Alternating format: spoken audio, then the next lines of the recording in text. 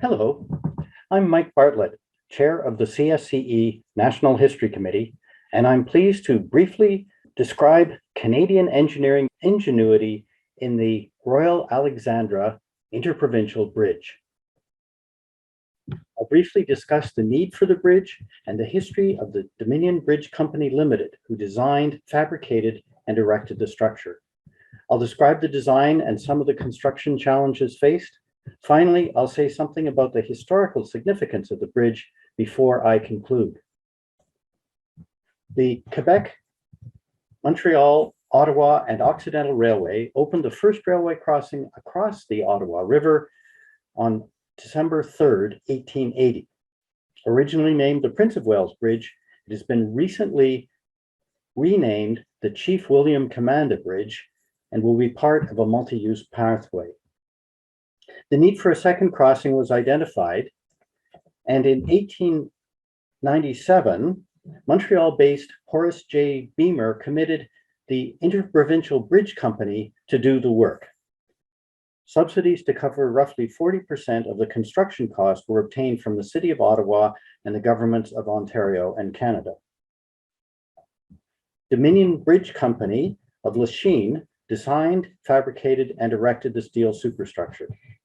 DB was created as an Ontario affiliate of the Wrought Iron Bridge Company of Canton, Ohio, in response to Sir John A. Macdonald's Conservative government's implementing of the national policy in 1876. Job Abbott and other WIBC colleagues incorporated the Toronto Bridge Company in 1878 to get Canadian Pacific Railway bridge work. Their first contract was not particularly successful, however. It was a 160-foot span for London, Ontario, that they dropped into the Thames River during erection. In 1882, with the support of Scottish investors, they refinanced and relocated to Lachine and created the Dominion Bridge Company Limited. This quickly became the most successful Canadian steel fabricator erector for almost a century. After 8 years, President Job Abbott returned to Ohio in 1890. I note that the fabrication shop shown in this photograph was constructed in 1915, well after the Alexandra Interprovincial Bridge was completed. Abbott's colleague Phelps Johnson, an American who joined WIBC in 1879, smoothly stepped into Abbott's shoes.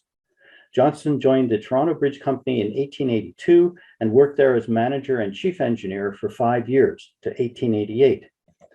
He then joined the Dominion Bridge Company and held prominent posts as chief engineer, general manager, director, managing director, and president.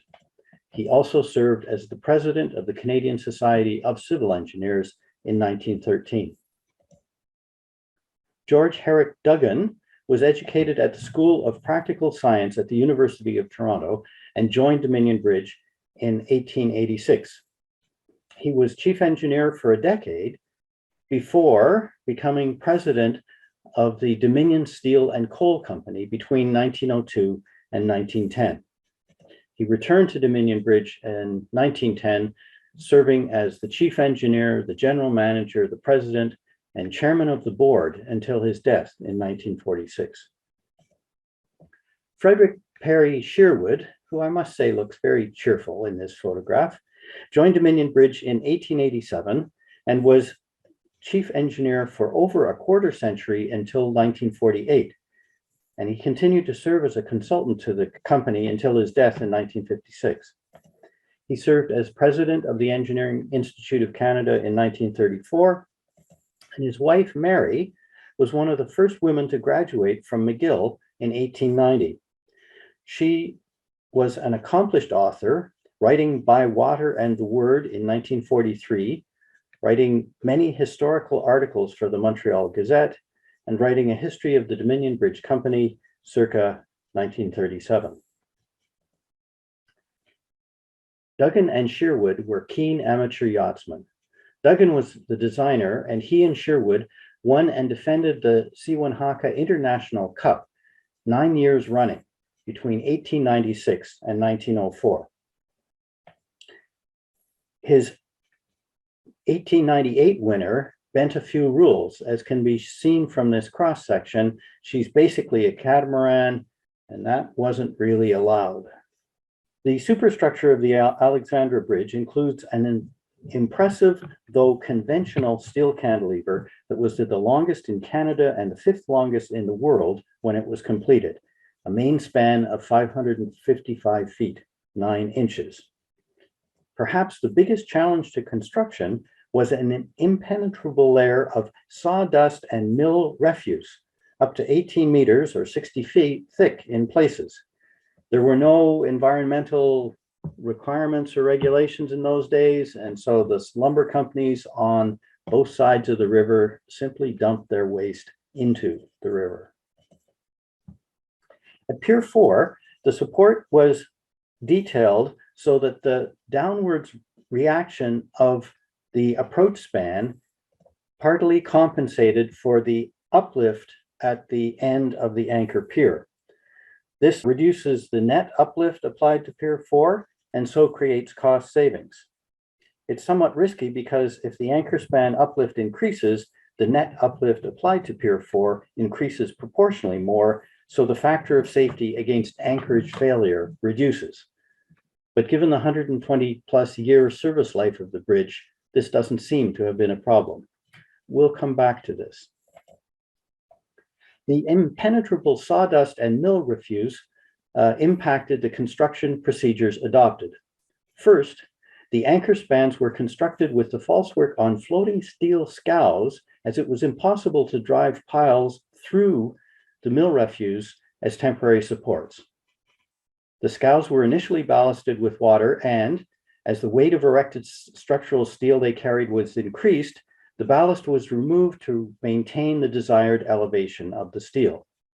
This figure also shows the erection traveler, which conducted the erection in 2 passes, with the cord system, bottom cords, and verticals in the first pass, and the top cords and sway bracing in the second pass. Actually, the main span would have been done in a single pass for the cantilevering to work. There was a concern that the scows could not accommodate a sudden rise in the water level during the April 1900 breakup, and the bearing arrangement we've just seen would risk the approach span as well as the anchor span. Accordingly, it was decided to erect anchor span 3-4 at a, quote, leisurely pace, and then, after breakup, tow it across the river to become the anchor span at the Ottawa side.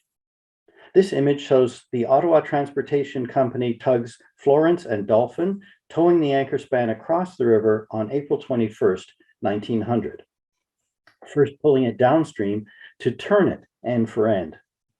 The horizontal roadway and sloping bottom cord are clearly visible, as is the erection traveler. The scale of this operation is remarkable. The towed raft is 247 feet by 100 feet, or 75 by 30 meters in plan, and 157 feet, 48 meters high.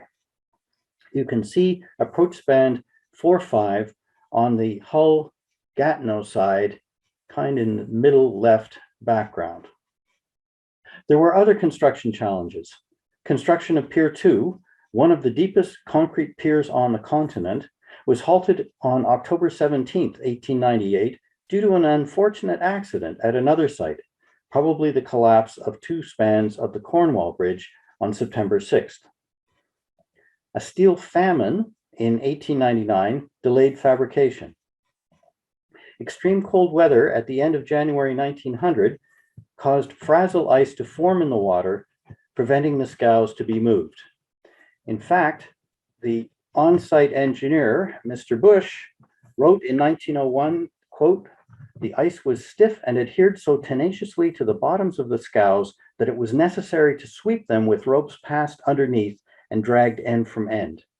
As soon as the ropes had passed, however, the frazzle ice appeared to stick again as tightly as ever, and caused a resistance so great that 2 hoisting engines operating ordinary 4-part tackles were unable to move the scows in an otherwise clear open channel cut through the ice.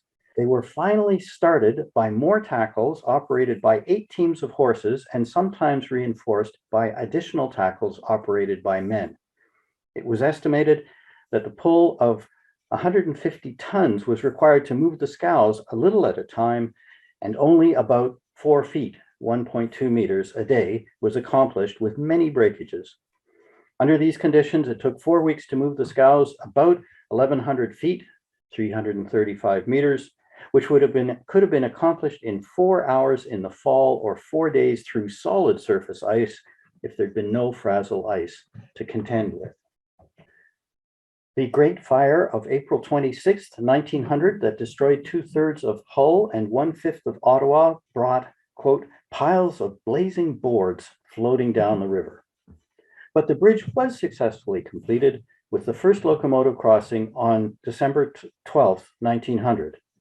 On March 5, 1901, the bridge was open to the public to be, quote, free to pedestrians and vehicles forever. The bridge was the 5th longest cantilever span in the world when it opened in 1900. The ranking, shown in this table, is tight. The Liberty Bridge in Budapest is only 1.4 meters longer, and the spans in Kentucky and New York are only a couple of meters shorter. Some of these bridges, such as the Lansdowne Bridge in Pakistan, have perhaps dubious aesthetics. Others, such as the Liberty Bridge, are quite lovely. The Alexandra Bridge was the 3rd largest DB project at the time, and so would have been an important source of income for this still fledgling company. Given that Dominion Bridge received its charter in 1882, the Reversing Falls Cantilever at St. John, New Brunswick, and the first Lachine bridges were likely to be more instrumental in securing Dominion Bridge's future. The Dominion Bridge Company team of Johnson, Duggan, and Sherwood subsequently led the design of the 1917 Quebec Bridge, still the longest cantilever bridge in the world today. They were assisted particularly by George F. Porter, chief engineer of the Canadian Bridge Company, who was engineer of construction for the project. To conclude, the Alexandra Interprovincial Bridge represents a milestone achievement by Canadian engineers and contractors at a time when Americans dominated the long-span bridge field.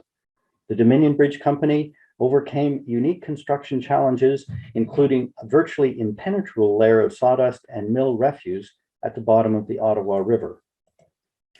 In 1995, the Canadian Society for Civil Engineering formally recognized the bridge as a National Historic Civil Engineering Site.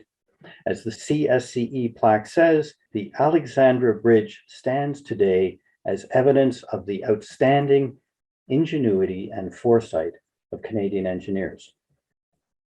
So, thank you for your attention. In closing, I'll briefly acknowledge funding from the Natural Sciences and Engineering Research Council of Canada. I also very gratefully acknowledge the continued active engagement of the members of the CSCE National History Committee and its Historic Bridge Task Group. Thanks. Please contact me if you're interested in our initiatives and activities. My email is on the screen there. Thank you.